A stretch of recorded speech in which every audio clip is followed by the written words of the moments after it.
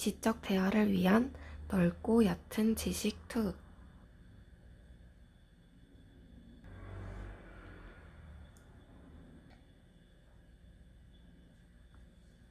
진리란 무엇인가? 절대적이고 보편적이며 불변하는 것. 인간이 동물과 다른 점을 나열해보면 끝도 없을 것이다. 직립보행, 언어 사용, 문화의 소유 등 그 중에서 가장 근본적인 차이는 인간만이 두 가지 세계에 산다는 점이다. 두 세계는 현실의 세계와 현실 너머의 세계다. 동물은 주어진 현실을 있는 그대로 받아들이며 현실 세계에 온전히 적응해서 살아간다. 하지만 어쩐 일인지 인간은 현실 세계에 발담그고 있으면서도 동시에 현실 너머를 보려 하고 현실을 초월하려고 하며 현실이 아닌 것에 대해서 상상하려고 한다. 인간에게 현실과 현실 너머의 세계는 어느 것이 더 근본적이라고 말하기 힘들 정도로 서로 영향을 주고받는다. 인간은 이 두 세계 사이에서 아슬아슬하게 줄타기를 하는 존재라고 하겠다. 두 세계 중에 우리가 일권의 역사, 경제, 정치, 사회, 윤리에서 살펴본 세계는 현실 세계였다.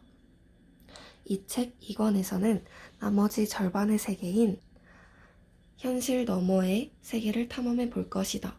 그리고 그 탐험은 진리에 대한 이야기에서 출발한다. 진리가 무엇인지는 규정하기 어렵다. 현대의 철학, 과학, 예술, 종교에 종사하는 사람들마저도 진리의 규정에 대해서 아직도 논쟁할 정도다. 다만 인간은 왜인지는 몰라도 항상 진리를 찾아왔고 손에 잡히지 않는 진리 탐구의 여정에서 철학, 과학, 예술, 종교가 중요한 역할을 수행한 것만은 틀림없다. 이 각각의 분야들을 여행하기 전에 우선 진리에 대해서 이야기해 보려고 한다. 진리란 무엇인가? 막연하고 대답하기 어려운 질문이다. 그래서 어떤 이들은 답하기 어렵다는 것을 근거로 진리는 결코 알 수 없는 것이라고 쉽게 단정하기도 한다. 하지만 그렇지는 않다. 우리는 진리가 무엇인지 모르지만 동시에 진리가 무엇이어야 하는지는 알고 있다. 실제로 그렇지 않던가? 진리를 말할 때 우리는 무언가 완벽하고 보편적이며 절대적인 어떤 것을 상상한다. 이것이 의미하는 것은 우리가 진리에 대해 막연하게나마 어느 정도 이미 알고 있다는 것이다. 인류는 이러한 진리의 성격을 부여잡고 이에 부합하는 대상을 찾아왔다. 그것은 마치 부장님이 불러준 인상착의만 메모한 채 공항으로 외국계 바이어를 찾으러 가는 상황과 같다. 검은 피부, 큰 키에 수염을 길렀으며 잘생겼음. 당신은 시간에 맞춰 공항에 도착한 후 입국장 출구에 서서 쏟아져 나오는 사람들 가운데에서 바이어를 찾아내야만 한다. 손에 쥔 몇 개의 인상착의만으로. 인류는 진리의 속성을 분명히 알고 있다. 그것은 다음과 같다. 절대적이고 보편적이며 불변함. 이러한 속성을 손에 쥐고 인류는 역사의 시간 전체를 통틀어 진리를 기다려왔다. 출구에서 쏟아져 나오는 무수히 많은 진리의 후보자인 철학, 과학, 예술, 종교, 신비를 주시하며 무엇이 진리인지 찾아내려고 했던 것이다. 다만 문제가 있다면 부장님이 적어준 인상착의가 사실과 다를 수 있듯 진리의 속성이라는 것도 사실 진짜인지 장담하기는 어렵다는 것이다. 그리고 더 큰 문제는 바이오의 인상착의는 그나마 부장님이라는 책임져줄 만한 사람이 말해준 것인데에 비해 진리의 속성은 도대체 누가 알려준 것인지도 알 수 없다는 것이다. 진리가 직접 전화해서 알려준 것도 아닐 테고 왜 이 속성이 진리의 속성이라고 알게 되었는지 혹은 믿게 되었는지 그 근원을 찾을 수 없다. 다만 진리의 속성은 출처를 알지 못한다 하더라도 그 속성의 개념만으로도 충분히 진리의 속성이라고 부르기에 만족스럽기는 하다. 이를 하나씩 알아보자. 먼저 절대성이라는 속성은 아무런 제약이나 조건이 붙지 않음을 의미한다. 곰곰이 생각해보면 맞는 말이다. 진리가 무엇인지는 모르겠지만 그것에 반드시 제약이나 조건이 붙지 않아야만 한다는 것은 사실이다. 예를 들어 신을 진리라고 가정해보자. 그런데 안타깝게도 이 신에는 조건이 붙는다. 낮에는 신인 것이 확실한데 밤이 되면 신의 구실을 못한다. 만약 이러한 신을 만난다면 우리는 이 신을 진리라고 부를 수 있을까? 그렇지는 않을 것이다. 차라리 이렇게 제한적인 신 대신에 그의 능력이 발현되고 제한되는 조건과 제약으로서의 운행 원리를 더 근원적인 진리라고 생각하게 될 것이다. 즉, 특정 제약이나 조건이 붙지 않는다는 의미에서의 절대성은 진리의 속성이 되기에 타당하다. 두 번째로, 보편성 역시 진리의 속성으로 적합하다. 보편이란 모든 것에 두루 적용되는 공통적인 것을 의미하는데, 결론부터 말하면 진리는 반드시 보편적이어야 한다. 다시 보편적이지 않은 신을 상상해보자. 이 신은 지구에서는 신으로서의 능력을 확실히 발휘하지만 화성에서는 신의 능력을 발휘하지 못한다. 화성의 외계인들과 대화할 기회가 있었는데 화성의 외계인들은 우리 신이 누구인지도 모른다. 그렇다면 우리의 신은 진리라고 부르기 민망하다. 즉, 진리는 그것이 무엇이 되었든 반드시 보편적이어야 한다. 마지막으로 불변성의 속성도 마찬가지다. 불변이란 모양이나 성질이 변하지 않는 것을 의미한다.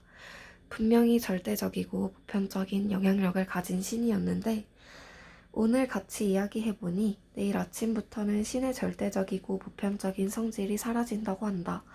만약 이렇게 쉽게 변하는 신이 있다면 예의상 신이라고 이름 붙여줄 수는 있겠지만 우리가 찾는 궁극적인 진리는 아니라는 것을 직감하게 될 것이다. 변화하는 진리는 진리라고 할 수 없다. 정리하면 이 세 가지 성질을 의심하기 어려운 진리의 속성이 된다. 이제 문제는 이것이다. 이러한 속성을 충족하는 무엇인가가 실제로 존재하는가, 존재하지 않는가? 당신은 어떻게 생각하는가? 절대적이고 보편적이며 불변하는 진리가 있다고 생각하는가? 가능한 답변은 논리적으로 네 가지다. 있다, 없다, 모르겠다, 상관없다. 이 외에 다른 답변은 가능하지 않다. 하나씩 살펴보자. 우선 있다는 절대주의라고 한다. 누구도 거부할 수 없는 단일한 진리가 있다는 견해를 말한다. 다음으로 없다는 상대주의라고 한다. 절대적이고 보편적인 단일 진리는 없다는 견해를 말한다. 상대주의는 상반되는 두 가지 태도로 구분된다. 하나는 어떤 것도 진리가 아니라며 모든 진리를 거부하는 입장이고 다른 하나는 고정된 하나의 진리가 없을 뿐 다양한 진리가 동시에 존재한다는 입장이다. 극단적으로 보이는 두 견해는 하나로 맞닿는다. 어쨌거나 단일한 진리는 없다. 모든 것이 진리라는 생각은 어떤 것도 진리가 아니라는 생각과 크게 다르지 않다. 진리에 대한 기본적인 태도인 절대주의와 상대주의는 이 책 전체를 관통하는 가장 중요한 개념이 될 것이다. 단적으로 말해서 그 어떤 학문이 되었든 모든 인문학의 분야는 기본적으로 절대주의와 상대주의의 두 입장으로 구분된다. 앞으로 우리는 철학, 과학, 예술, 종교의 각 영역을 절대주의와 상대주의로 잘라서 단순화할 것이다. 이 이야기는 잠시 후 다시 진행하기로 하고 진리에 대한 나머지 태도도 알아보자. 모르겠다는 답변도 가능한데 이를 불가지론이라고 한다. 불가지론은 인간의 감각이나 관념을 뛰어넘는 초월적인 본질은 결코 알 수 없다고 말할 수도 없다는 견해다. 결코 알 수 없고 말할 수도 없다는 견해다. 생각해보면 맞는 말이다. 자신의 현 상태를 엄밀하게 돌아보면 진리가 있는지 없는지에 대해 모르고 있다는 것이 사실 아닌가? 모르는 것을 모른다고 말하는 것만큼 진실에 가까운 것은 없어 보인다. 불가지론은 진리에 대한 강력한 견해 중 하나다. 불가지론은 생각보다 오랜 역사를 갖고 있다. 이는 초월적 진리를 추구했던 고대 그노시스파에 대한 비판에서 시작되었다.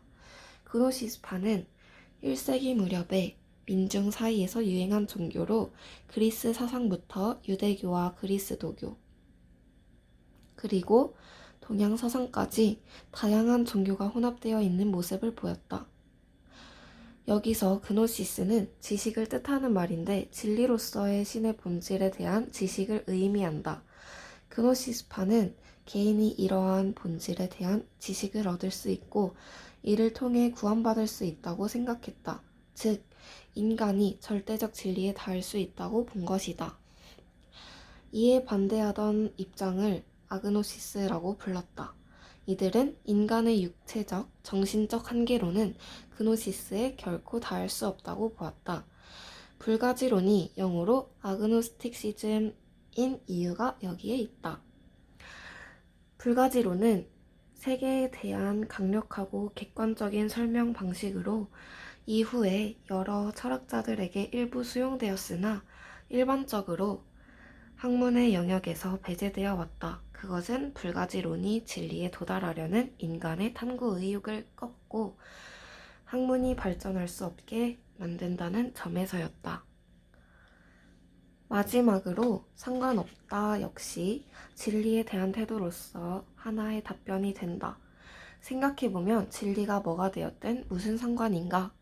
신이 있다고 해서 혹은 아인슈타인이 우주 전체를 단칼에 설명할 대통일 이론을 찾았다고 해서 나의 삶이 달라질 것은 없다. 나는 내일도 출근해서 김 부장 얼굴을 봐야 하고 마무리된 프로젝트의 성과 분석을 해야 하며 학자금 대출 이자 납기일 전에 통장에 잔고를 남겨둬야 한다. 당장 써먹을 수도 없는 진리 같은 건 필요 없다. 이러한 생각을 프래그머티즘 번역해서 실용주의라고 한다. 19세기에 미국에서 활동했던 윌리엄 제임스는 어떤 관념, 즉 신이나 진리 같은 관념들의 의미는 그것이 초래하는 결과에서 발생한다고 보았다. 예를 들어 신이 있는지 없는지는 중요하지 않고 신의 개념이 나에게 주는 영향이 좋으면 그것으로 충분하다는 것이다.